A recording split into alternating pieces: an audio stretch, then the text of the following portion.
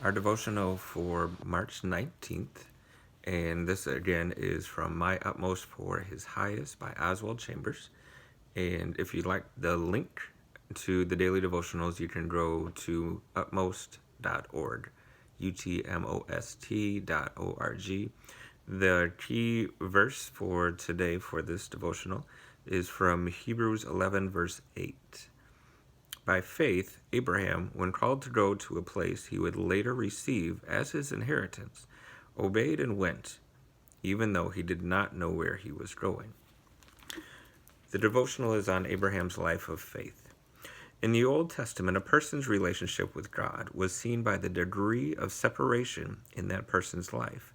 This separation is exhibited in the life of Abraham by his separation from his country and his family. When we think of separation today, we do not mean to be literally separated from those family members who do not have a personal relationship with God, but to be separated mentally and morally from their viewpoint. This is what Jesus Christ was referring to in Luke 14:26. Living a life of faith means never knowing where you are being led, but it does mean loving and knowing the one who is leading. It is literally a life of faith, not of understanding and reason, a life of knowing Him who calls us to go. Faith is rooted in the knowledge of a person, and one of the biggest traps we fall into is the belief that if we have faith, God will surely lead us to success in the world. Listen to that again. One of the biggest traps we fall into is the belief that if we have faith, God will surely lead us to success in the world.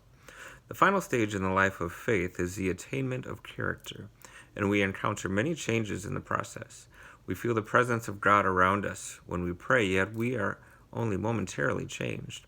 We tend to keep going back to our everyday ways, and the glory vanishes. A life of faith is not a life of one glorious mountaintop experience after another, like soaring on eagle's wings, but it is a life of day in and day out consistency, a life of walking without fainting. See Isaiah 40, verse 31. It is not even a question of the holiness of sanctification, but of something which comes much farther down the road. It is a faith that has been tried and proved and has withstood the test. Abraham is not a type or an example of the holiness of sanctification, but a type of the life of faith, a faith tested and true, built on the true God.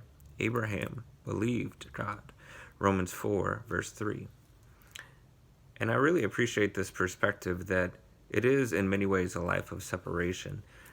Because when we talk about faith, and I've used this example many times, it has to be our beliefs in action.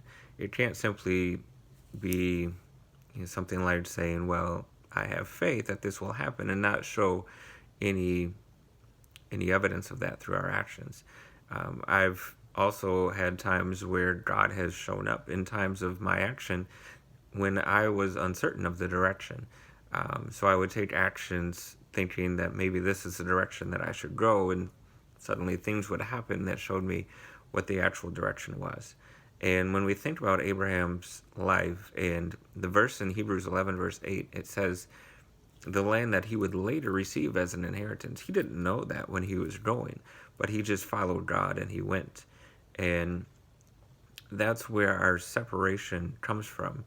And it's challenging, right? Because no one really tells us as we're growing up that we have to become separated from some of the things that we learn.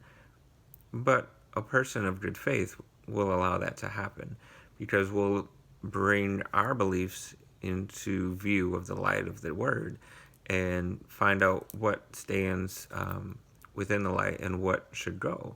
So as the devotional points out, it doesn't mean that we are to separate ourselves, truly separate ourselves from some of the people that we connected with earlier in our lives, but we are to separate from beliefs that no longer hold up to the light of the gospel. We are to separate from viewpoints that no longer hold up, and we are to live a life of faith, not knowing where we're going to be led. And that's the beautiful thing, that at the end of it all, this development of character, God's developing our character within us, this sanctification, it allows for us to be connected to God and be in line with His will, no matter where we find ourselves. And that is the ultimate goal.